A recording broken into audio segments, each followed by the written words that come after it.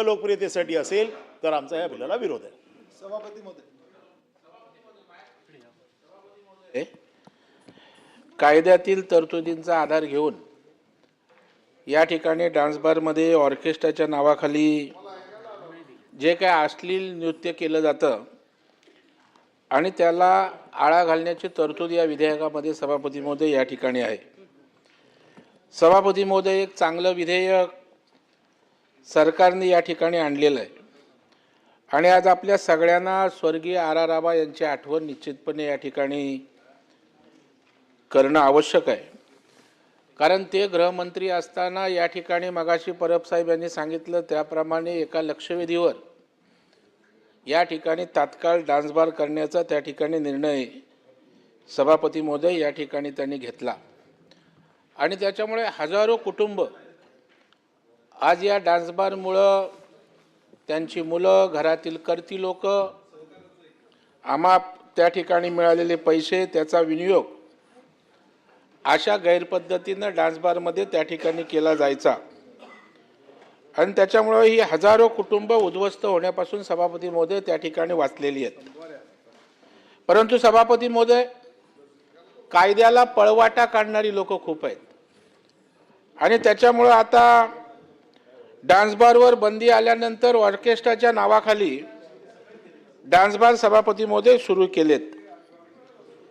याच कायद्याच्या कलम 33 मध्ये मनोरंजनासाठी ऑर्केस्ट्राची लायसन देण्याची त्या ठिकाणी सभापती महोदय तरतूद आहे आणि त्याचा आधार घेतच हे डान्स बार सभापती महोदय त्या ठिकाणी सुरू आहेत. मुंबई, नवी मुंबई, ठाणे आणि काही मोठ्या शहरात डान्स बार सुरू होते. पनवेल तालुक्यातला उल्लेख केला मगाशी कोणगाव ते कळंबोली परिसरामध्ये मोठ्या प्रमाणावर छुप्या पद्धतीनं अशा प्रकारे हे डान्स बार सुरू होते. परंतु ही पळवाट सुद्धा बंद करण्याचं काम या विधेयकाच्या माध्यमातून सभापती महोदय सरकारनं या ठिकाणी केलेलं आहे आणि यामुळे राज्यातील सर्व डान्स बार ज्या पळवाटा काढून त्या ठिकाणी सुरू आहे ते बंद होतील अशा प्रकारची अपेक्षा या ठिकाणी सभापती महोदय आहे. सभापती महोदय, हे करत असताना या ठिकाणी निश्चितपणे कायदा आपण केलेला आहात, परंतु कायद्याची अंमलबजावणी करत असताना जबाबदाऱ्या निश्चित करण्याची आवश्यकता आहे. नाहीतर कायदा आपण विधिमंडळाच्या सभागृहामध्ये या ठिकाणी केला आणि त्या ठिकाणी कोणावर जबाबदारीच जर आपण निश्चित केली नाही की जर अशा गोष्टी झाल्या किंवा ज्या हद्दीत घडत आहेत त्याकरिता कोणते अधिकारी कोण जबाबदार असतील या संदर्भात सुद्धा सरकारनं भूमिका स्पष्ट करण्याची सभापती महोदय अत्यंत आवश्यकता आहे. सभापती महोदय, पोलीस खात्याने ठरवलं तर त्या ठिकाणी काही अशक्य नाही आहे. मला आठवते सभापती महोदय, या मुंबई शहरामध्ये गँगवॉर एका काळी शिगेला पोचलं होतं. अनेक टोळ्या मुंबईमध्ये कार्यरत होत्या. मुंबईमध्ये त्या ठिकाणी एकमेकांचे मुडदे पडत होते, टोळ्या त्या ठिकाणी होत्या.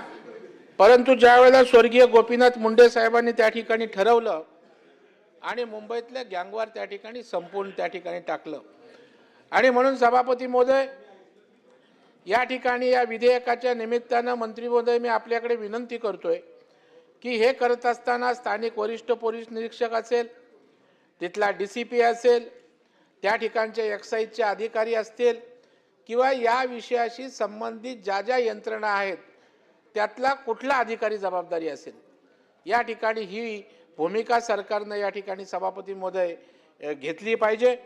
कारण राज्याच्या गृहमंत्र्यांची या ठिकाणी अत्यंत स्पष्ट भावना आहे की अशा प्रकारच्या कुठलीही पळवाट काढून कुठलाही छुपा मार्ग करून या अशा गोष्टी होता कामा नये आणि जर जबाबदारी निश्चित केली नाहीत तर सभापती महोदय त्या ठिकाणी पुन्हा कायदा होईल परंतु या गोष्टी सुरू राहतील.